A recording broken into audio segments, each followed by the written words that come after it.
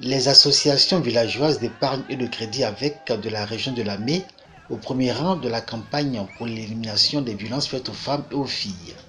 Les femmes de ces groupements et les hommes qui en sont membres soutenus par plusieurs délégations venues des autres régions de la Côte d'Ivoire ont uni leur voix pour dire stop à ce fléau.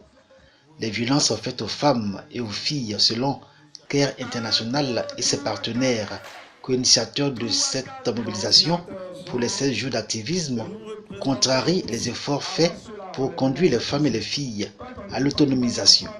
Quand la femme est autonome, la femme contribue au foyer, ça donne aussi l'opportunité à l'homme d'être un peu flexible et donner plus de considération à la femme dans toutes ses activités. Dans la région de la Mé, CARE International a installé 36 comités genre dans une perspective de réduction des inégalités liées au genre et d'autonomisation des femmes.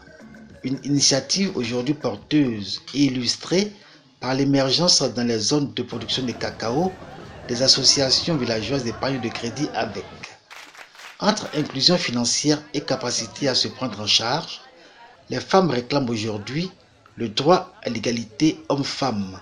Pour autant, elles paient encore le prix fort du déséquilibre structurel qui caractérise les rapports hommes-femmes, matérialisés par les violences basées sur le genre. Quand nous sommes informés d'un cas, nous ne devons pas hésiter, nous devons dénoncer, nous devons dire, parce qu'aujourd'hui, l'État est avec les victimes, la justice est avec les victimes, vous n'êtes pas seuls. Les violences faites aux femmes et aux filles se déclinent en mutilation génitale, violences sexuelles, mariage précoce, maltraitance psychologique et émotionnelle et déni de ressources.